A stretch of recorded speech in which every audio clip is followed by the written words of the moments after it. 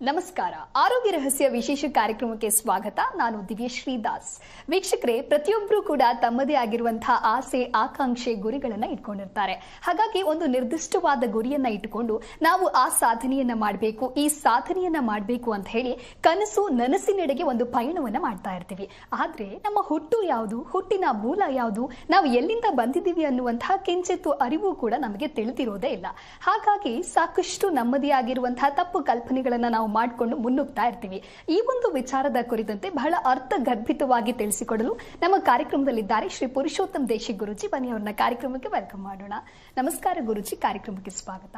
ನಮಸ್ಕಾರ ಗುರುಜಿ. ನಾನು ಹೇಳ್ತಾ ಇದ್ದೆ, ನಾವು ಎಲ್ಲಿಂದ ಬಂದಿದ್ದೀವಿ ಅನ್ನುವಂತಹ ಪ್ರಶ್ನೆ ಅಥವಾ ವಿಚಾರವನ್ನ ನಾವು ಅವಲೋಕನ ಮಾಡಿ ನೋಡಿದಾಗ ಸಾಕಷ್ಟು ಪ್ರಶ್ನೆಗಳು ಮೂಡತ್ತೆ. ಒಂದಲ್ಲ ಎರಡಲ್ಲ, ನೂರಾರು ಕ್ವಶನ್ಗಳು ಮೂಡತ್ತೆ. ಯಾಕೆ ಅಂತ ಹೇಳಿದ್ರೆ, ನಾವು ಎಲ್ಲಿಂದ ಬಂದಿದ್ದೀವಿ ಅಂತ ಹೇಳಿ ಗೊತ್ತಿಲ್ಲದೆ, ನಮ್ಮ ಹಿಂದಿನ ವಿಚಾರವನ್ನ ನಾವು ತಿಳಿಯದೆ, ನಮ್ಮ ಒಂದು ಮುಂದಿನ ಭವಿಷ್ಯದ ಬಗ್ಗೆ ಸಾಕಷ್ಟು ಚಿಂತನೆಗಳನ್ನ ಮಾಡ್ತೀವಿ ಅಂತ ಹೇಳಿದ್ರೆ, ಈ ವಿಚಾರದ ಕುರಿತಂತೆ ಏನ್ ಹೇಳ್ತೀರಾ ಗುರುಗಳೇ? ಹರಿ ಓಂ ಶ್ರೀ ಗುರುಭ್ಯೋ ನಮಃ. ಇದಕ್ಕೆ ಒಂದೇ ಮಾತಲ್ಲಿ ಅಂದರೆ ಗೊಂದಲ, ಹೌದಲ್ಲ? ಗೊಂದಲವಾಗೇ ಇದೆ. ನಾವೆಲ್ಲಿಂದ ಬಂದಿದ್ದೀವಿ ಅಂದರೆ ತುಂಬ ಸರಳವಾಗಿ ಹೇಳ್ತಾರೆ ಕೆಲವರು, ನಮ್ಮ ಅಮ್ಮನೊಟ್ಟೆಯಿಂದ ಬಂದು, ಅದೊಂದೇ ದಾರಿ ಗೊತ್ತಾಗೋದು ಅಲ್ಲಮ್ಮ. ಆದರೆ ಅದು ಸರಿಯಾದ ಉತ್ತರನಾ? ಇಲ್ಲ ಅಂತ ಅದು ಗೊತ್ತೂ ಇಲ್ಲ. ಅದು ಸರಿಯಾದ ಉತ್ತರ ಅಲ್ಲ. ತಾಯಿ ಹೊಟ್ಟೆಯಿಂದ ಬಂದು, ಅವ್ರ ತಾಯಿ ಹೊಟ್ಟೆಯಿಂದ. ಸೊ ಎಲ್ಲ ಅವ್ರವ್ರ ತಾಯಿನೇ ತೋರಿಸ್ತಾರೆ, ಸರಿನೇ. ಆದರೆ ಅದು ಸರಿಯಾದ ಉತ್ತರನಾ? ಆಮೇಲೆ ಈ ಪ್ರಶ್ನೆನೂ ಕೂಡ ಎಷ್ಟು ಆಶ್ಚರ್ಯಕವಾದ ರೀತಿ ಅಂದರೆ, ನಾವು ಎಲ್ಲಿಂದ ಬಂದು ಅಂದರೆ ಯಾರು ಹೇಳೋರೆ, ಯಾರು ಹೇಳ್ತಾ ಇಲ್ಲ, ನಮಗೆ ಗೊತ್ತೂ ಇಲ್ಲ. ಮತ್ತು ಏನು ಕತೆ ಇದು? ಅಂತೂ ಬದುಕ್ತಾ ಇದ್ದೀವಿ ಅಂತ ಅಂದ್ಕೊಂಡಿದ್ದೀವಿ. ಸರಿನಾ ಈ ಬದುಕು? ಇಲ್ಲ ಅಲ್ವಾ? ಹಾಗಿದ ಮೇಲೆ ನಾವು ಎಲ್ಲಿಂದ ಬಂದು ಅಂತಕ್ಕಂಥದ್ದೇ ಗೊತ್ತಿಲ್ಲ ಅಂದಮೇಲೆ ನಮ್ಮ ಬದುಕು ಅನ್ನೋದು ಎಷ್ಟರ ಮಟ್ಟಕ್ಕೆ ನಾವು ಗುರುತಿಸ್ಕೊಳಕ್ಕಾಗಿದೆ? ಈಗ ಯಾವುದಕ್ಕೂ ಆಗಲಿ ಒಂದು ಕಂಪನಿ ಅಂತ ಇರುತ್ತಲ್ಲಮ್ಮ. ಈಗ ಮಗು ಹುಟ್ಟೋದವರ ಕಂಪನಿ ಯಾವುದು? ಈಗ ಮೊಬೈಲ್ ತಗೋತೀವಿ, ಅದಕ್ಕೊಂದು ಕಂಪನಿ ಕೇಳ್ತೀವಿ. ವೆಹಿಕಲ್ ತಗೋತೀವಿ, ಒಂದು ಕಂಪನಿ ಕೇಳ್ತೀವಿ, ಹೌದು ತಾನೆ? ಅದ್ರ ಮೇಲೆ ನಮ್ಗೊಂದು ನಂಬಿಕೆ, ಈ ಕಂಪನಿ ತಗೊಂಡ್ರೆ ಚೆನ್ನಾಗಿರತ್ತೆ. ಈಗ ಒಂದು ಮಗು ಹುಟ್ಟಿತು, ಅದರ ಕಂಪನಿ ಯಾವುದು? ಮೂಲ ಕಂಪನಿ ಯಾವುದು ಅಂದರೆ, ಯಾರಿದು ತಲೆ ಕೆಟ್ಟನ ಪ್ರಶ್ನೆ, ಹೆಂಗ್ರಿ ಉತ್ತರ ಹೇಳಕ್ಕಾಗತ್ತೆ? ಅಲ್ಲ, ಬೇಕು ಅಂತೀಯ ಬೇಡ ಅಂತೀಯಮ್ಮ? ಬೇಕು. ಅಲ್ಲ, ಮೂಲ ಇಲ್ಲದೆ ನೀವೇನು ಬಳಸಿದ್ರು, ನೀವೇನು ಬದುಕಿದ್ರು, ನೀವೇನು ತಿಳ್ಕೊಂಡಿದ್ರು, ನೀವೇನು ತಿಂದ್ರು ಏನು ಅರ್ಥ ಗೊತ್ತಿರಲ್ಲ. ನಮಗೆ ಮೂಲ ಬೇಕು, ಬೇರು ಬೇಕು. ಹಾಗಿರಬೇಕಾದ್ರೆ ಇಲ್ಲಿವರೆಗೂ ಪ್ರಪಂಚದಲ್ಲಿ ಎಷ್ಟೋ ಕೋಟಿ ವರ್ಷಗಳು ಕಳೆದಿದೆ. ಆದರೆ ನಾವು ಎಲ್ಲಿಂದ ಬಂದಿದ್ದೀವಿ ಅನ್ನೋದ್ರ ಜೊತೆಗೆ ಎಲ್ಲಿಗೆ ಹೋಗ್ತೀವಿ ಅನ್ನೋದು ಗೊತ್ತಿಲ್ಲ. ಬಂದಿದ್ದು ಗೊತ್ತಿಲ್ಲ, ಎಲ್ಲಿಗೆ ಹೋಗ್ತೀವಿ ಗೊತ್ತಿಲ್ಲ. ಇದ್ರ ಜೊತೆಗೆ ಅದು ಕಾಂಬಿನೇಷನ್ ಕೊಟ್ಟಿದ್ದೀನಿ. ಸಮಯ ಬಂದಾಗ ಎಲ್ಲಿಗೆ ಹೋಗ್ತೀವಿ ಅನ್ನೋದು ಮುಂದೆ ಹೇಳೋಣ. ಸದ್ಯಕ್ಕೆ ಇವತ್ತು ಎಲ್ಲಿಂದ ಬಂದೋ ಈ ಪ್ರಶ್ನೆಗೆ ಒಂದು ವಿಚಾರವನ್ನು ತಿಳ್ಕೊಂಡಾಗ ನಮ್ಮಷ್ಟಕ್ಕೆ ನಾವೇ ನಗಬೇಕಾಗತ್ತೆ. ನಾವು ಏನು ಅಂತ ತಿಳ್ಕೊಂಡು ಏನು ಬದುಕ್ತಾ ಇದ್ದೀವಿ, ನಾವು ಏನು ತಿಳ್ಕೊಂಡಿದ್ದೀವಿ, ನಾವು ಹೇಳೋರೇ ಇಲ್ವಾ ಅಥವಾ ನಾವು ಕೇಳ್ತಾನೇ ಇಲ್ವಾ ಅಂತಕ್ಕಂಥ ಪ್ರಶ್ನೆ ಅವರೇ ಹಾಕೋಬೇಕಾಗತ್ತೆ. ಈ ರಹಸ್ಯಕ್ಕೆ ಕಾರಣಕರ್ತನಾಗಿರ್ತಕ್ಕಂತಹ ಶ್ರೀಮನ್ನಾರಾಯಣನ ಪಾದ ಕಮಲಗಳಿಗೆ ಕೋಟಿ ಕೋಟಿ ನಮನಗಳನ್ನ ಅರ್ಪಣೆಯನ್ನು ಮಾಡಿ ವಿಚಾರಕ್ಕೆ ಬರೋದೇ ಆದರೆ ಒಂದು 3 ಉದಾಹರಣೆ ಕೊಡಬಹುದು. 3 ವಿಚಾರಗಳಿದೆ ಎಲ್ಲಿಂದ ಬಂದು ಅನ್ನೋದು. ಈಗ ಅದನ್ನು ಕೇಳಿದ ತಕ್ಷಣ ಕೆಲವ್ರು ನಗುನೂ ಬರುತ್ತೆ, ಕೆಲವ್ರಿಗೆ ಅನುಮಾನನೂ ಬರುತ್ತೆ, ಕೆಲವ್ರು ಕೋಪನೂ ಬರ್ಬೋದು. ಇವ್ರು ಹೇಳ್ತಾರೆ ಅಂತ ನಾವು ಅದನ್ನು ಒಪ್ಕೋಬೇಕಾ? ಒಪ್ಕೋಬಹುದಾ? ಇದು ಕೂಡ ಬರಬಹುದು. ನಂಬಿಕೆ ಇಲ್ಲ ಅಂದರೆ ಯಾವುದೂ ನಿಮ್ಗೆ ಅರ್ಥ ಆಗಲ್ಲ. ಪ್ರಯತ್ನ ಮಾಡಿ ನೋಡಿದ್ರೆ ಸರಿ ತಪ್ಪಂತ ಗೊತ್ತಾಗತ್ತೆ. ಸೊ ಕೇಳಿದ ತಕ್ಷಣ ಸರಿ ತಪ್ಪು ಅಂತ ಅಂದ್ಕೊಂಡ್ರೆ ಓದೋ ಪುಸ್ತಕನೂ ಚೆನ್ನಾಗಿರಲ್ಲ, ನಮ್ಮ ಬದುಕು ಚೆನ್ನಾಗಿರಲ್ಲ. ಪ್ರಯತ್ನದಲ್ಲಿ ನಾವಿರಬೇಕು. ಹಾಗೆ ಪ್ರಯತ್ನ ಮಾಡೋದಾದರೆ ನಿಮ್ಗೆ ಸರಿ ತಪ್ಪು ಗೊತ್ತಾಗತ್ತೆ. ಇಲ್ಲಿ ಹೇಳ್ತಿರ್ತಕ್ಕಂಥ ವಿಚಾರ ನಾವು ಹೇಳಿದ್ದು ನೀವು ಕೇಳಿ ಅದೇ ಸತ್ಯ ಅಂತ ಪ್ರಶ್ನೆ ಅಲ್ಲ. ನಿಮಗೆ ಸತ್ಯ ಗೊತ್ತಾಗಬೇಕಾದ್ರೆ ಅದನ್ನು ನೀವು ಪ್ರಾಕ್ಟಿಕಲ್ ಆಗಿ ನಿಮ್ಮ ಜೀವನದಲ್ಲಿ ಅದನ್ನು ಅಳವಡಿಸ್ಕೊಂಡಾಗ ಅದು ಸತ್ಯ ನಿಮ್ಗೆ ಅರ್ಥ ಆದಾಗ ಆವಾಗ ತಿಳ್ಕೊಳ್ಳಿ ಇದು ಸತ್ಯ ಅಂತ. ಅಂತಹ ದೊಡ್ಡ ಮಹತ್ ಕಾರ್ಯ ಯಾವುದು ನಾವು ಗೊತ್ತಿಲ್ಲದೆ ಅನುಭವಿಸ್ತಾ ಇರೋದು? ಮೊದಲನೇದು ಭಯ, ಎರಡನೇದು ಚಿಂತೆ, ಮೂರನೇದು ನಮಗೆ ಅಸೂಯೆ ಅಂತಕ್ಕಂಥದ್ದು ಯಾರು ಒಪ್ಕೊಳ್ಳಲ್ಲ. ಒಪ್ಕೋತಾರಮ್ಮ? ಯಾರು ಒಪ್ಕೊಳ್ಳಲ್ಲ. ಅಂತೂ ಅಸೂಯೆ ಇರುತ್ತೆ ಇಲ್ವಾ? ಇರುತ್ತೆ. ಅವನಿಗೆ ನಾನು ಮುಂದೆ ಹೋಗ್ಬೇಕು, ಅವನಿಗೆ ನಾನು ಚೆನ್ನಾಗಿ ಓದಬೇಕು, ಅವ್ರಿಗೆ ನಾನು ಮೊದಲು ಚೇಂಜ್ ಮಾಡಿಸ್ಕೋಬೇಕು, ಇದು ಅಸೂಯೆ. ಇವು ಮೂರು ನಮ್ಮ ಬದುಕಿನ ಅತಿ ಅಮೂಲ್ಯವಾದ ಮೌಲ್ಯಗಳು. ಇದಕ್ಕೆ ಹಿಂದೆ 3 ಗುಣ ಇದೆ, ಅದು ಗೊತ್ತಿರ್ತಕ್ಕಂಥದ್ದೇ. ರಜೋಗುಣ, ತಮೋಗುಣ, ಸತ್ವಗುಣ. ಇಷ್ಟೇ ನಮ್ಮದು ಜೀವನ ಅನ್ನೋದು, ಇಷ್ಟರಲ್ಲೇ ಇರೋದು. ಇದನ್ನು ತಿಳ್ಕೊಳ್ತಕ್ಕಂಥ ವಿಚಾರ ಇಲ್ಲಿವರೆಗೂ ಸಾಧ್ಯ ಆಗಿಲ್ಲ. ಯಾಕೆ ಅಂತ ಪ್ರಯತ್ನದಲ್ಲಿರೋಣ ಅಂತ ಅಂದ್ಕೊಂಡಿದ್ದೀನಿ. ಯಾಕೆ ಅಂದರೆ ಗೊತ್ತಿಲ್ಲ ಅಂತ ಹೇಳಿಕ್ಕೆ ಬರಲ್ಲ. ಈ 3 ಮಗು ಹುಟ್ಟಿಗೆ ಪೂರ್ಣವಾಗಿರ್ತಕ್ಕಂತಹ ಒಂದು ಶಕ್ತಿಯಾಗಿರ್ತಕ್ಕಂಥ ಒಂದು ಸ್ಫೂರ್ತಿ. ಯಾಕೆ ಅಂದರೆ ಈ 3 ಯಾರಲ್ಲಿಲ್ಲ, ಯಾರಲ್ಲಿರಲಿಲ್ಲ? ಸ್ವಲ್ಪ ಯೋಚನೆ ಮಾಡಮ್ಮ. ಅಸೂಯೆ ನಮ್ಮ ಅಮ್ಮನಿಗಿತ್ತು, ನಮ್ಮ ಅಜ್ಜಿಗಿತ್ತು, ಅವ್ರ ಅಜ್ಜಿಗಿತ್ತು, ಅವ್ರ ಅಜ್ಜಿಗಿತ್ತು ಅಂತಾನೆ ಹೇಳ್ತಾರೆ, ಹೌದಾ? ಈ ರೀತಿ ಇರ್ತಕ್ಕಂತಹದು ತಲತಲಾಂತರದ ಹಿಂಗೆ ಬಂದಿದೆ ಅಂತಕ್ಕಂಥ ವಿಷಯಕ್ಕೆ ಬಂದಾಗ ಈಗ ಹುಟ್ಟಿದ ಮಗು ಏನಾಗಿರುತ್ತೆ? ಅದೇ ಆಗಿರುತ್ತೆ, ಹೌದಾ? ಅದಕ್ಕೂ ಚಿಂತನೆ, ಅದಕ್ಕೂ ಭಯ, ಅದಕ್ಕೂ ಅಸೂಯೆ. ಸೊ ಇದು ಕಟ್ಟಾಗೋದು ಬೇಡ ಅಂತೀಯ, ಹಿಂಗೆ ಹೋಗೋದು ಸರಿ ಅಂತೀಯಮ್ಮ? ಕಟ್ಟಾಗಬೇಕು ಅನ್ನತಕ್ಕಂತಹ ವಿಚಾರಕ್ಕೆ ಇವತ್ತು ನಿಮ್ಮ ಮುಂದೆ ಇಟ್ಟಿದ್ದೀನಿ. ಅಲ್ಲ, ಇದು ಯೋಚನೆ ಮಾಡೋ ಪ್ರಶ್ನೆನೂ ಸರಿನೇ, ಆದರೆ ಇದು ಹೋಗೋದು ಇಲ್ಲ. ಯಾಕೆ ಅಂದರೆ ಇನ್ನೊಂದು ದೊಡ್ಡ ತಪ್ಪು ಮಾಡ್ಕೊಂಡಿದ್ದೀವಿ. ಇದಕ್ಕಿಂತ ದೊಡ್ಡ ಮೂರ್ಖತನದ ಒಂದು ತಪ್ಪಿದೆ. ಇದಕ್ಕಿಂತ ಮುಂಚಿತವಾಗಿ ಹೇಳಬೇಕಂದ್ರೆ ಇದು ಉತ್ಪತ್ತಿಯಾಗ ಕಾರಣ ಬೇಕಲ್ಲ. ಇವು 3 ಬೇಡ ಮನುಷ್ಯನಿಗೆ. ಸಂದರ್ಭವಾಗಿ ಬರಬಹುದೇನೋ, ಶಾಶ್ವತವಾಗಿ ಬೇಡ, ಯಾರು ಒಪ್ಕೊಳ್ಳೋದು ಇಲ್ಲ. ಆದರೂ ಇದೆ, ಬರ್ತಾ ಇದೆ, ಬರುತ್ತೆ, ಮುಂದಕ್ಕೂ ಬರುತ್ತೆ. ಇದಕ್ಕೆ ಕಟಿಂಗ್ ಯಾವಾಗ? ಇದಕ್ಕೊಂದು ದೊಡ್ಡ ಒಂದು ಪ್ರಶ್ನೆ ಆಗತ್ತೆ. ಆ ಪ್ರಶ್ನೆ ಯಾವುದು ಅಂತಕ್ಕಂಥ ವಿಚಾರ ಕೇಳಿದಾಗ ನಮಗೆ ತುಂಬ ಇದಕ್ಕಿನ್ನ ಒಂದು ರೀತಿ ಶೋಚನೀಯ ಸ್ಥಿತಿಗೆ ಹೋಗ್ತೀವಿ ನಾವು. ಏನು? ಬೆಳಕು ಅಂತಕ್ಕಂತಹ ಒಂದು ಪದವನ್ನು ತಗೊಂಡಾಗ, ಬೆಳಕು ಅನ್ನೋ ಪದವನ್ನು ತೆಗೆದುಕೊಂಡಾಗ 1 ಸೆಕೆಂಡಿಗೆ ಇದು ವಿಚಾರನ ಯಾಕೆ ಹೇಳ್ತಾ ಇದ್ದೀನಿ ಅಂದರೆ, ಜ್ಯೋತಿಷ್ಯ ಅಂತಕ್ಕಂತಹ ಒಂದು ಭಾಗ ಏನಿದೆಯಮ್ಮ, ನಮ್ಮ ದೇಶದಲ್ಲಿ ಇರ್ತಕ್ಕಂಥ ಒಂದು ದೊಡ್ಡ ಅಮೂಲ್ಯವಾದ ಶ್ರೇಷ್ಠವಾದ ಒಂದು ಗ್ರಂಥ ಅದು ಜ್ಯೋತಿಷ್ಯ. ಆದರೆ ಅದು ವಿಷಯ ಆಗೋಗಿದೆ, ಜ್ಯೋತಿ ವಿಷಯ ಆಗೋಗಿದೆ. ಅದು ಹಾಗೆ ಇವತ್ತು ಅದಕ್ಕೆ ಬೆಲೆ ಇಲ್ದಂಗೆ ಮಾಡಿದ್ದಾರೆ ಜನ. ಜ್ಯೋತಿಷ ಅಂದರೆ ಶಾಸ್ತ್ರ, ಜ್ಯೋತಿಷ ಶಾಸ್ತ್ರ, ಅದಕ್ಕೆ ಸರಿಯಾದ ಮಾಹಿತಿ. ಅದಕ್ಕೆ ಅತಿ ಮುಖ್ಯವಾಗಿ ಬೇಕಾಗಿರ್ತಕ್ಕಂಥದ್ದು ಏನಪ್ಪ ಅಂದರೆ ವೈಜ್ಞಾನಿಕವಾದ ಅದಕ್ಕೆ ಒಂದು ಕೊಂಡಿ ಮಿಸ್ ಆಗೋಗಿದೆ. ಯಾವುದಕ್ಕೆ? ಜ್ಯೋತಿಷ್ಯ ಶಾಸ್ತ್ರಕ್ಕೆ ವೈಜ್ಞಾನಿಕವಾಗಿ ಅದನ್ನು ಸೇರಿಸ್ಕೋಬೇಕು. ಅದನ್ನು ಬಿಟ್ಟಿರೋದಕ್ಕೆ ಅದಕ್ಕೆ ಬೆಲೆ ಇಲ್ಲ. ಅದಕ್ಕೇನಾಗೋಯ್ತು, ವೈದ್ಯಶಾಸ್ತ್ರ ಮುಂದೆ ಹೊರಟೋಯ್ತು, ನಮ್ಮ ಜ್ಯೋತಿಷ್ಯ ಶಾಸ್ತ್ರ ಹಿಂದೆ ಉಳ್ಕೋತು. ಈಗ ನಾವು ಓಡ್ತಾ ಇರೋದು ಯಾವುದರಲ್ಲಿ? ವೈದ್ಯಶಾಸ್ತ್ರದಲ್ಲೇ ಓಡ್ತಾ ಇರೋದು, ಹೌದಮ್ಮ? ಅದು ಬೇರೆ ಇದು ಬೇರೆ ಅಂತ ಅದು ಡಿವೈಡ್ ಆಗೇ ಹೋಯ್ತು. ಸೊ ಅದನ್ನ ಹಂಗೆ ತಳ್ಳಿಬಿಟ್ರು, ಅದು ಬೇಡ ಇದೇ ಬೇಕಂತ. ಈಗ ನಾವು ಔಷಧಿ ಬಿಟ್ಟು ಬದುಕುವುದಕ್ಕಾಗುವುದಿಲ್ಲ ಅನ್ನೋ ಮಟ್ಟಕ್ಕೆ ಬಂದಿದ್ದೀವಿ. ಔಷಧ ಇಲ್ಲದೆ ನಾವಿಲ್ಲ, ಯಾರೇ ಆಗಲಿ, ದೊಡ್ಡವರಾಗಲಿ ಚಿಕ್ಕದಾಗಲಿ. ಈಗ ಇದು ಪ್ರಯತ್ನ ನಮ್ದ, ದೇವ್ರು ಕೊಟ್ಟಿದ್ದ? ನಾವು ಆರಿಸ್ಕೊಂಡಿರೋ ಸಬ್ಜೆಕ್ಟೇ ಅದು, ಅಲ್ಲಮ್ಮ? ಈ ಸಬ್ಜೆಕ್ಟ್ ನಾವು ಆರಿಸ್ಕೊಂಡಿದ್ದೀವಿ ಅಂತ ನಮ್ಗೆ ಗೊತ್ತಿಲ್ಲ. ಯಾಕೆ ಆ ರೀತಿಯಾಗಿ ಅದಕ್ಕೆ ಆ ರೀತಿಯಾಗಿ ಕೊರತೆ ಆಯಿತು ಅಂತಕ್ಕಂತಹ ವಿಷಯಕ್ಕೆ ಬಂದರೆ, ವೈಜ್ಞಾನಿಕವಾಗಿ ಜ್ಯೋತಿಷ್ಯ ಶಾಸ್ತ್ರವನ್ನು ಅಳವಡಿಸ್ಕೊಳ್ಳೋದೇ ಆದರೆ ಇಲ್ಲಿವರೆಗೂ ಇದು ಕುರುಡು ಶಾಸ್ತ್ರವಾಗಿ ಉಳ್ಕೊಂಡಿದೆ. ಅಂದರೆ ಗೊತ್ತಿಲ್ಲದೆ ಹೇಳುತ್ತಿರುವ ಶಾಸ್ತ್ರಕ್ಕೆ ಕುರುಡು ಶಾಸ್ತ್ರ ಆಗಿದೆ. ಇನ್ನು ಇದನ್ನು ನಂಬದೇ ಇರತಕ್ಕಂಥ ಪರಿಸ್ಥಿತಿಗೆ ಹೋದಾಗ ಅವ್ರಿಗೂ ಕೂಡ ಇದು ಕುರುಡು ಶಾಸ್ತ್ರ ಅಂತಕ್ಕಂಥದ್ದು ಮಾಹಿತಿ ಬಂದೋಗಿದೆ. ಆ ಪದ ಬಳಸೋದಕ್ಕೆ ನಮಗೆ ಯಾವ ಕಾರಣಕ್ಕೂ ತಪ್ಪಾದಂಥ ವಿಚಾರ. ಅದು ಕುರುಡು ಶಾಸ್ತ್ರ ಅಲ್ಲ, ಅದು ಕಣ್ಣಿರುವ ಶಾಸ್ತ್ರ, ಜ್ಯೋತಿಷ ಶಾಸ್ತ್ರ. ಆದರೆ ಹೇಳುವುದು, ಕೇಳುವುದು, ಕಲಿತಿರುವುದು, ಹೇಳುತ್ತಿರುವುದೆಲ್ಲ ಕುರುಡು ಶಾಸ್ತ್ರ ಥರ ಆಗಿದೆ. ಆದರೆ ಅದನ್ನು ಕುರುಡು ಶಾಸ್ತ್ರ ಅಂತ ಹೇಳಲಿಕ್ಕೆ ಬರಲ್ಲ. ಅದು ಶ್ರೇಷ್ಠವಾದ ಶಾಸ್ತ್ರ, ಬೆಳಕಿನ ಶಾಸ್ತ್ರ ಅಂತ ಹೇಳ್ಬೋದು. ಮಾಹಿತಿ ಸರಿಯಾಗಿ ಹೇಳಿದಾಗ, ಕೇಳಿದಾಗ, ಅರ್ಥ ಮಾಡಿಕೊಂಡಾಗ ಬೆಳಕಾಗತ್ತೆ. ಇದು ಆ ಶಾಸ್ತ್ರದಲ್ಲಿ ಉತ್ಪತ್ತಿ ಆಗ್ತಕ್ಕಂಥ ಒಂದು ಬೆಳಕು.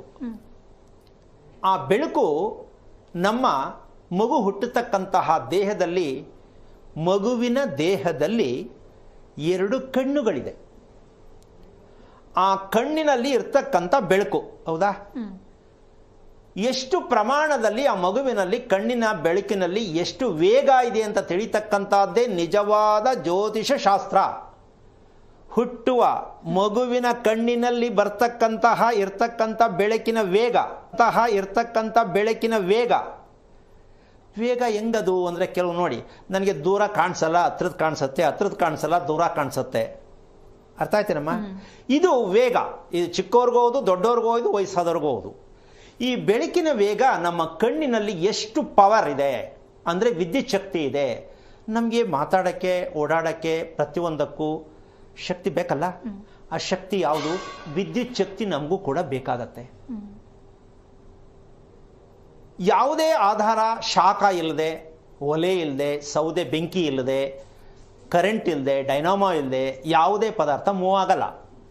ಹಾಗೆ ನಮ್ಮ ದೇಹಕ್ಕೆ ಬ್ಯಾಟ್ರಿ ಯಾವುದು ಅಂದರೆ, ಮನುಷ್ಯನ ದೇಹಕ್ಕೆ ಬ್ಯಾಟ್ರಿ ಯಾವುದು ಅಂದರೆ ನಮ್ಮ 2 ಕಣ್ಣುಗಳು.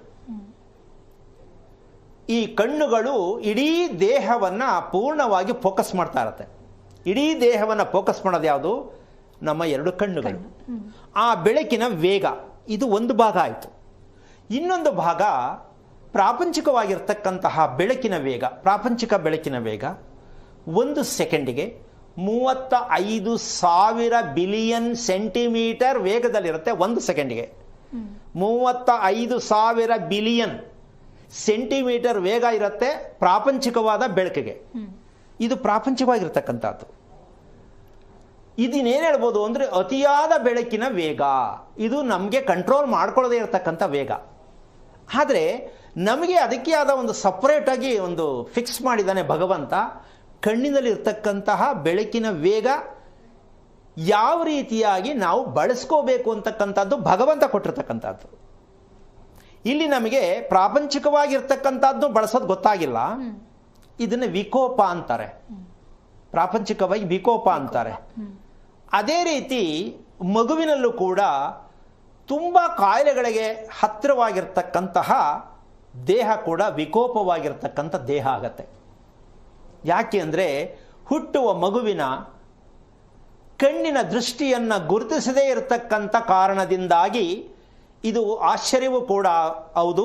ಈ ವಿಚಾರ ಪ್ರಪಂಚದ ಇತಿಹಾಸದಲ್ಲಿ ಇಲ್ಲಿವರೆಗೂ ಹುಟ್ಟಿದ ಮಗುವಿನ ಕಣ್ಣಿನಲ್ಲಿ ಉತ್ಪತ್ತಿಯಾಗ್ತಕ್ಕಂಥ ಆ ವೇಗದ ಕಿರಣದಿಂದ ಮಗುವಿನ ಆರೋಗ್ಯ, ಮಗುವಿನ ದೇಹಸ್ಥಿತಿ, ಮಗುವಿನ ಚೈತನ್ಯ ಶಕ್ತಿ ಇದೆಲ್ಲವೂ ಕೂಡ ಅಡಗಿದೆ ಅಂತಕ್ಕಂಥ ಹೇಳ್ತಾ ಇರ್ತಕ್ಕಂಥ ವಿಚಾರ ಅಂದರೆ ಪ್ರಪಂಚದಲ್ಲಿ ಇರ್ತಕ್ಕಂಥದ್ದು ಈ ಕಾರ್ಯಕ್ರಮದ ಮೂಲಕವಾಗಿ ನಿಮಗೆ ಸಿಗ್ತಾ ಇದೆ ಅಂತ ನನಗೂ ಸೇರಿ ಖುಷಿ ಆಗ್ತಾ ಇದೆ.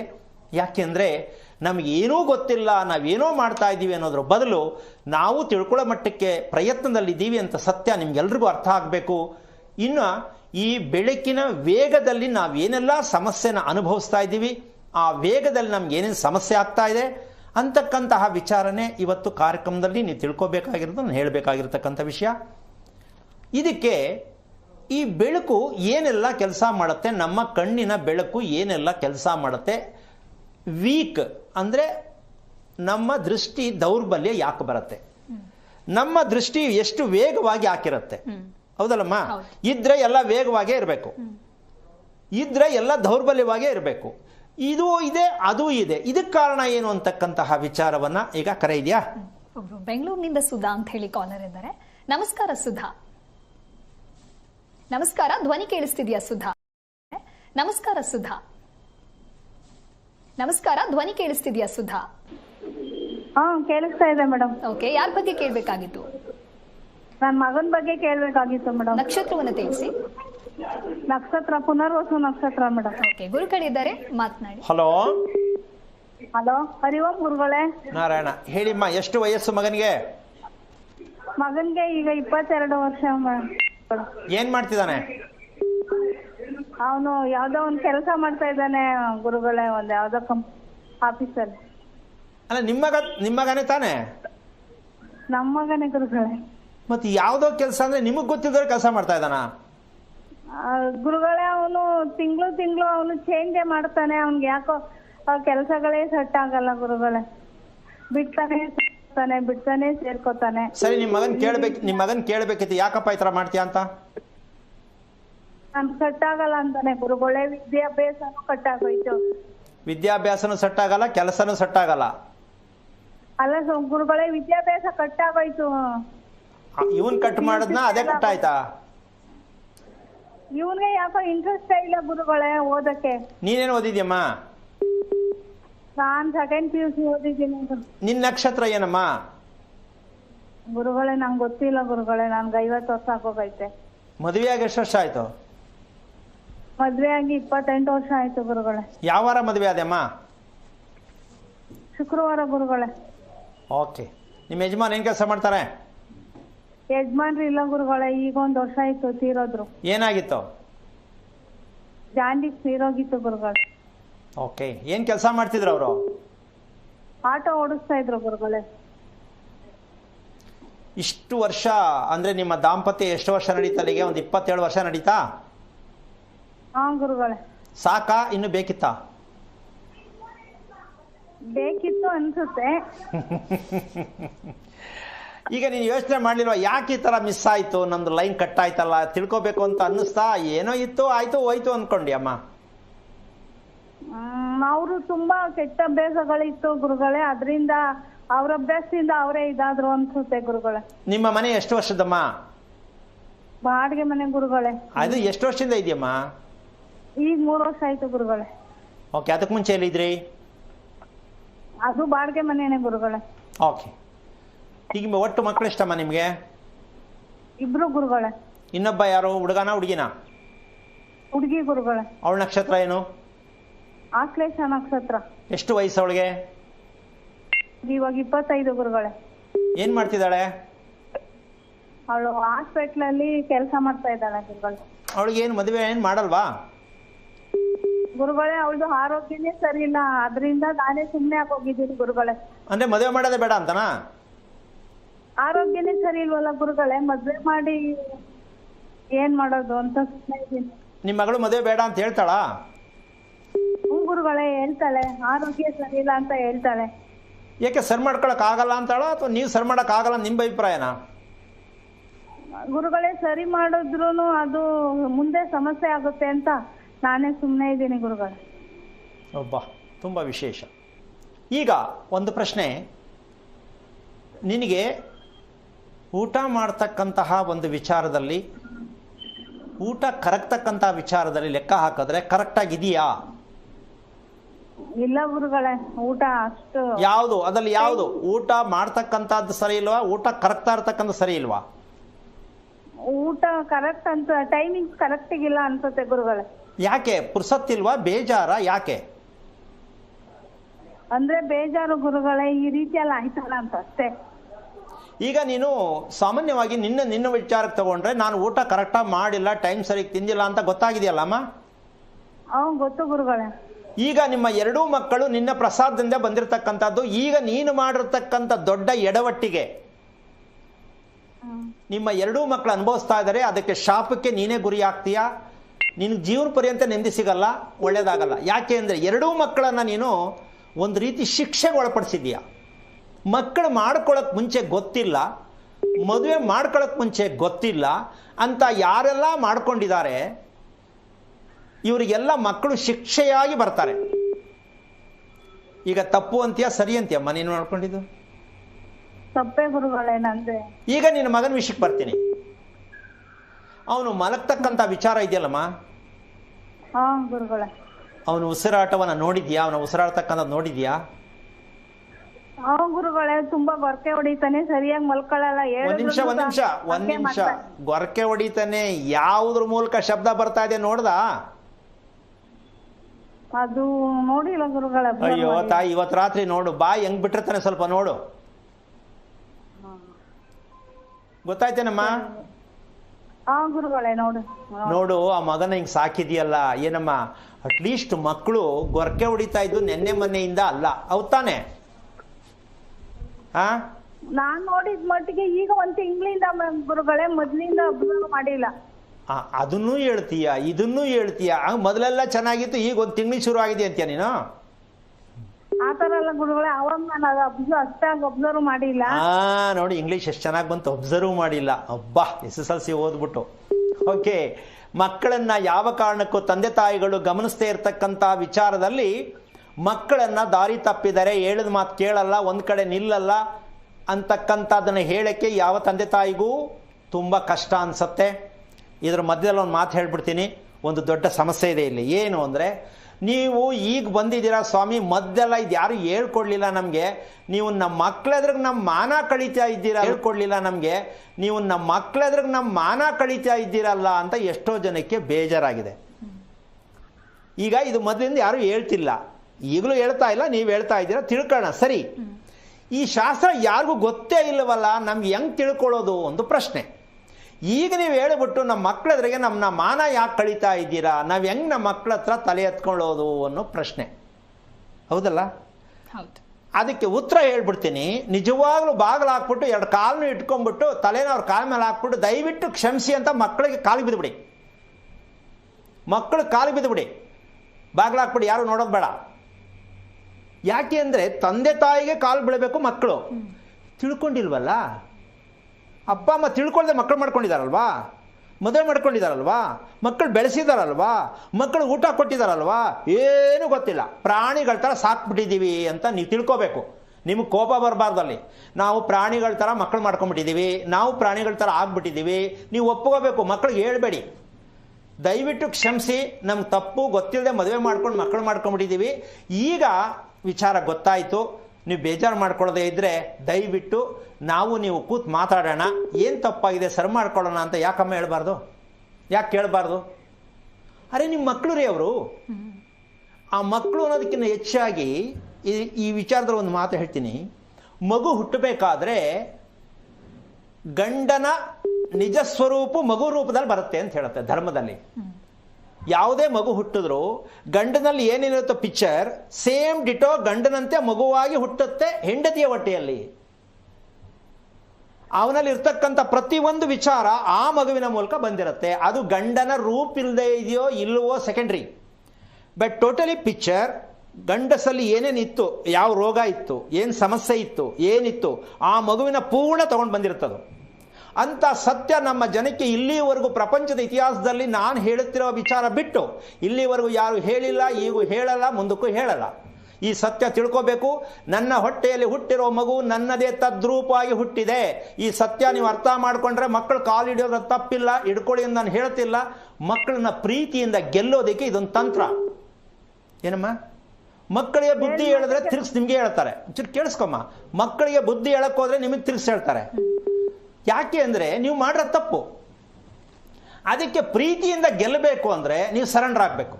ತಪ್ಪೇನಮ್ಮ ಅದರಲ್ಲಿ? ಇದನ್ನ ನನ್ನ ವೈಯಕ್ತಿಕವಾದ ವಿಚಾರ ಹೇಳ್ತಿರೋದು. ಸರೆಂಡರ್ ಆಗೋದು, ಮಕ್ಕಳನ್ನ ಪ್ರೀತಿಯಿಂದ ಗೆಲ್ಲೋದು ನನ್ನ ವೈಯಕ್ತಿಕ ವಿಚಾರ ಇದು. ಯಾಕೆ ಅಂದರೆ ನೀವು ನೆಮ್ಮದಿಯಾಗಿರಬೇಕು, ಮಕ್ಕಳು ಚೆನ್ನಾಗಿ ಮಾಡಬೇಕು ಅಂದರೆ ನೀವು ತಪ್ಪನ್ನು ಒಪ್ಕೊಂಡ್ದೆ ನಮ್ಮ ಮಕ್ಕಳದ್ರಿಗೆ ನಮ್ಮ ಸ್ಕೋಪ್ ಬಂದು ಹೋಯ್ತಲ್ಲ ಅಂತ ಅಂದ್ಕೊಂಡ್ರೆ ನೀವು ಅನುಭವಿಸ್ತೀರಾ, ನಿಮ್ಮ ಮಕ್ಕಳ ಕೈಲೂ ಬಯಸ್ಕೋತೀರಾ, ಸಾವು ಚೆನ್ನಾಗಿ ಬರಲ್ಲ. ಇನ್ನೊಂದು ಜನ್ಮ ಅಂತಿದ್ರೆ ಇದೇ ಥರ ಇದಕ್ಕಿಂತ ಕೀಳು ಮಟ್ಟಕ್ಕೆ ನೀವು ಹುಟ್ಟಬೇಕಾಗತ್ತೆ. ಈ ಪ್ರಾಯಶ್ಚಿತ, ಈ ಶಿಕ್ಷೆ ಬೇಡ ಅಂದರೆ ಮಕ್ಕಳಿಗೆ ಶರಣಾಗತಿಯಾಗಿ ಅನ್ನೋದನ್ನು ಹೇಳಕ್ಕೆ ಇಷ್ಟಪಡ್ತೀನಿ. ಯಾರು ಬೇಜಾರಾದರೂ ಪರವಾಗಿಲ್ಲ, ನಿಮ್ಮ ಮಕ್ಕಳಿಗೆ, ಪಕ್ಕದ ಮನೆಯವ್ರಿಗೆ ಬೇಡ. ಇದು ಪ್ರತಿಯೊಬ್ಬರು ತಿಳ್ಕೊಂಡ್ರೆ ತುಂಬ ಒಳ್ಳೆಯದು. ಅಮ್ಮ ನಿನ್ಗೆ ಅರ್ಥ ಆಯ್ತಾ? ಈಗ ನೀನೇನು ಮಾಡ್ಬೇಕು? ನಿನ್ನ ಮಗನಿಗೆ ನಿನ್ನ ಮಗಳಿಗೆ ಏನು ಮಾಡಬೇಕು? ಇಬ್ರು ಹೇಳ್ ಮಾತೆ ಕೇಳಲ್ಲ ಅಮ್ಮ. ನಾನು ಅದನ್ನೇ ಕೇಳ್ತಾ ಇದ್ದೀನಿ, ಅದನ್ನೇ ಹೇಳ್ತೀನಿ. ನೀನು ನಾನು ತಿರ್ಸಿ ಅದನ್ನೇ ಹೇಳಿದ್ರೆ ನಿನ್ನ ಮಕ್ಕಳು ನಿನ್ನ ಮಾತು ಯಾಕೆ ಕೇಳ್ತಿಲ್ಲ ಅಂದರೆ ನೀನು ಅಂದ ಚಂದವಾಗಿ ನೀವು ಗಂಡ ಹೆಂಡತಿ ಊಟ ಮಾಡೋದು ಎಷ್ಟು ಚಂದ ಅಲ್ಲಮ್ಮ. ಬೇಜಾರು ಮಾಡ್ಕೋಬೇಡ. ದೆವ್ವಗಳು ತಿನ್ನೋ ಟೈಮಲ್ಲಿ ಊಟ ತಿನ್ಬಿಟ್ಟು ಮಕ್ಕಳು ಮಾಡ್ಕೊಂಡ್ರೆ ಹೆಂಗಮ್ಮ ಮಕ್ಕಳು ಚೆನ್ನಾಗಿ ಹುಡ್ತಾರೆ? ದೆವ್ವಗಳು ತಿನ್ನೋ ಟೈಮಲ್ಲಿ ಊಟ ತಿನ್ನೋದು ನಮ್ಮ ಜನ. 2 ಸಲ ಹೇಳಿದ್ದೀನಿ ದೆವ್ವಗಳು ತಿನ್ನೋ ಟೈಮಲ್ಲಿ. ಯಾಕೆ ಅಂದರೆ ಸಮಸ್ಯೆ ಹೇಳ್ತಾರೆ, ಟೈಮ್ ಇಲ್ಲ ಅಂತಾರೆ, ಕೆಲ್ಸಕ್ಕೆ ಹೋಗ್ಬೇಕು ಅಂತಾರೆ. ಇಲ್ಲಿ ಹುಟ್ಟಿದ್ದು ಕೆಲ್ಸಕ್ಕೆ ಹೋಗೋಕ್ಕೆ, ಸಂಪಾದನೆ ಮಾಡೋಕ್ಕಲ್ಲ. ಅದನ್ನು ಫಸ್ಟ್ ತಿಳ್ಕೋಬೇಕು. ಸಂಪಾದನೆ ಮಾಡೋಕ್ಕೆ ಹುಟ್ಟಿದ್ದೀನಿ ಅಂದರೆ ನೀವು ವಿಚಾರ ಹೇಳಿ, ಮಕ್ಕಳ ಕೈಲಿ ಬಯಸ್ಕೊಳ್ಳಿ, ಒಡಿಸ್ಕೊಳ್ಳಿ, ಸಮಾಜಕ್ಕೆ ವಿರುದ್ಧವಾದ ರೀತಿಯಲ್ಲಿ ಬದುಕಿ ಒಂದಿನ ಬೇಜಾರು ಮಾಡ್ಕೊಂಡು ಸಾಯ್ತೀರ ಅಷ್ಟೇ. ಸರೆಂಡರ್ ಆಗೋದು ಕಲ್ತ್ರೆ ಮಕ್ಕಳಿಗೆ ಶರಣಾಗೋದು, ಸಮಾಜಕ್ಕೆ ಶರಣಾಗೋದು, ಭಗವಂತನಿಗೆ ಶರಣಾಗೋದು, ನಮ್ಮ ವಿಚಾರಗಳು ಸರಿಯಾಗಿ ತಿಳಿದಿದ್ದಾಗ ಶರಣಾಗೋದಾದಾಗ ಮನುಷ್ಯತ್ವ ನಮಗೆ ಬರುತ್ತೆ. ನೆಮ್ಮದಿಯಾಗಿ ನೀನು ನಿಮ್ಮ ಮಕ್ಕಳು ಇಬ್ಬರೂ ನನ್ನ ಮಾತು ಕೇಳಲ್ಲ ಅನ್ನೋದಕ್ಕಿಂತ ಹೆಚ್ಚಾಗಿ ಇಷ್ಟು ವಿಷಯ ಯಾಕೆ ಹೇಳಿದೆ ಅಂದರೆ ನಿನ್ನ ಥರ ತಾಯಿಯಂದಿರು ಬೇಕಾದಷ್ಟು ಜನ ಈಗ ನೆಕ್ಸ್ಟ್ ಮುಂದಕ್ಕೇನು ಯಜಮಾನ್ರಿಲ್ಲ, ಹೋದ್ರು ಪಾಪ ಏನು ಬಂತು, ಸದ್ಯಕ್ಕೆ ಹೋದ್ರಲ್ಲ ಅದಕ್ಕೆ ಪಾಪ ಅಂತ ಅನ್ಕೋಬೇಕಾಗತ್ತೆ. ಆದರೂ ಆ ವ್ಯಕ್ತಿ ಕರ್ತವ್ಯ ರೂಪದಲ್ಲಿ ಇರಲಿಲ್ಲ. ಆ ಕರ್ತವ್ಯನ ಮರೆತು ಮದುವೆ ಮಾಡಿಕೊಂಡು ಮಕ್ಕಳು ಮಾಡಿಕೊಂಡು ಬಾಯ್ ಮಾಡಿ ಟಾಟಾ ಮಾಡಿ ಹೋಗ್ಬಿಟ್ರು. ಈಗ ನೀನು ಹೋಗೋಕ್ಕಾಗಲ್ಲ, ಮಕ್ಕಳನ್ನು ಕಳ್ಸೋಕ್ಕಾಗಲ್ಲ, ಪ್ರತಿಯೊಬ್ಬರು ಇರಲೇಬೇಕು, ಬದುಕಲೇಬೇಕು. ಅದಕ್ಕೇನು ಮಾಡಬೇಕು ಅಂದ್ರೆ ನೀನು ಒಂದು ತಂತ್ರಗಾರಿಕೆಯನ್ನು ಮಾಡು. ಏನು? ಬೆಳಿಗ್ಗೆ ಕರೆಕ್ಟಾಗಿ ನೀನು ಸ್ನಾನ ಮಾಡೋದು ಎಷ್ಟೊತ್ಕಮ್ಮ? ಒಂದ್ 8 ಗಂಟೆ ಆಗುತ್ತೆ ಗುರುಗಳೇ. ಏನಮ್ಮ ನೀನು 2ನೇ ಸೋಮಾರಿ, ನಿಮ್ಮ ಗಂಡ ಮೊದಲನೇ ಸ್ಟೇಜ್ ಅಂದರೆ ನೀನು 2ನೇ ಸ್ಟೇಜು. ಎಲ್ಲಿಂದಮ್ಮ ನಿಮ್ಮ ಮಾತು ಕೇಳ್ತಾರೆ ತಾಯಿ? ಒಂದು ಹೆಣ್ಣು ಬೆಳಗ್ಗೆ 8 ಗಂಟೆಗೆ ಸ್ನಾನ ಮಾಡಿದ್ರೆ ಆ ಕುಟುಂಬ, ನಿನ್ನ ದೇಹ, ನಿನ್ನ ಆರೋಗ್ಯ, ನಿನ್ನ ಹೊಟ್ಟೆಲಿರೋ ಮಕ್ಕಳು ಎಲ್ಲವೂ ಈ ಥರ ಆಗಿದೆಯಲ್ಲ ತಾಯಿ. ಇನ್ಮೇಲೆ ಅದು ನಾಳೆಯಿಂದ ಕರೆಕ್ಟಾಗಿ ಕೇಳಿಸ್ಕೊಮ್ಮ, ನಾಳೆಯಿಂದ ಕರೆಕ್ಟಾಗಿ 4:15 ಗಂಟೆಗೆ ಹೇಳ್ತಕ್ಕಂಥ ಅಭ್ಯಾಸ ಮಾಡಿ, ಸ್ನಾನ ಮಾಡಿ, ದೇವ್ರ ಹತ್ರ ದೀಪ ಮುಂದೆ 2 ನಿಮಿಷ ಕೂತ್ಕೊಂಡು ಧ್ಯಾನ ಮಾಡಿ, ಅರ್ಧ ಗಂಟೆ ವಾಕ್ ಮಾಡು. 5 ದಿನ ಇದನ್ನು ಮಾಡಮ್ಮ. 6 ಗಂಟೆ, ಸಂಜೆ 6 ಗಂಟೆ ಒಳಗಡೆ ಊಟ ಮಾಡಬೇಕು, ಬೆಳಗ್ಗೆ 5 ಗಂಟೆಗೆ ಏಳಬೇಕು, ಸಮಯಕ್ಕೆ ಸರಿಯಾಗಿ ಊಟ ಮಾಡಬೇಕು. ಊಟ ಮಾಡುವಾಗ ಭಗವಂತನ ಸ್ಮರಣೆ ಮಾಡಿ ಊಟ ಮಾಡು. ನಿನ್ನ ನೋಡಿ ಇಬ್ಬರೂ ಮಕ್ಕಳು ಹತ್ರ ಬಂದು ಕುತ್ಕೋತಾರೆ, ಅಮ್ಮ ಏನು ಚೇಂಜ್ ಆಗಿಬಿಟ್ಟಲ್ಲ ಅಂತ. ಆವಾಗ ಸರಿ ಮಾಡು. ನಿನಗೆ ಮಕ್ಕಳು ಸರಿ ಮಾಡೋಕ್ಕೆ ಪ್ರಪಂಚದಲ್ಲಿ ಎಲ್ಲೂ ಇಲ್ಲ. ಯಾವ ಡಾಕ್ಟರ್ ಕೈಲೂ ಆಗಲ್ಲ, ಯಾವ ಸೃಷ್ಟಿ ಮಾಡಿರೋ ದೇವ್ರ ಕೈಯಲ್ಲೂ ಆಗಲ್ಲ, ಯಾವ ಶಾಸ್ತ್ರ ಹೇಳೋನ ಕೈಯಲ್ಲೂ ಆಗಲ್ಲ. ನೀವೇ ರಿಪೇರಿ ಮಾಡಬೇಕಂದ್ರೆ ತಂತ್ರಗಾರಿಕೆಯನ್ನು ಬಳಸಿ ಮಕ್ಕಳನ್ನು ಸರೆಂಡರ್ ಮಾಡ್ಕೊಳ್ಳೋದು ಹೇಗೆ ಅಂದರೆ, ಇವತ್ತು ಹೇಳಿದಂಥ ವಿಚಾರವನ್ನು ಪ್ರತಿ ತಂತ್ರಗಳು ಬಳಸೋದೇ ಆದರೆ, ನೀವು ಅವರು ಶರಣಾಗತಿ ಆಗ್ತೀನಿ ಅನ್ನೋದಾದರೆ ಈ ದಾರಿಲಿ ಹೊರಡಿ, ನಿಮ್ಮ ಕುಟುಂಬ ಏಳಿಗೆ ಆಗುತ್ತೆ. ಒಳ್ಳೆಯದಾಗಲಿ ತಾಯಿ, ತಿಳ್ಕೊ. ಓಕೆ, ಧನ್ಯವಾದಗಳು ಸುಧಾ ಕರೆ ಮಾಡಿದ್ದಕ್ಕಾಗಿ. ಕಾರ್ಯಕ್ರಮದಲ್ಲಿ ಮತ್ತಷ್ಟು ವಿಚಾರದ ಕುರಿತಂತೆ ಗುರೂಜಿ ಬಹಳ ಅರ್ಥಗರ್ಭಿತವಾಗಿ ತಿಳಿಸಿಕೊಡಲಿದ್ದಾರೆ. ಅದಕ್ಕೂ ಮುನ್ನ ಆರೋಗ್ಯ ರಹಸ್ಯ ಕಾರ್ಯಕ್ರಮದಲ್ಲಿ ಪುಟ್ಟದೊಂದು ವಿರಾಮ.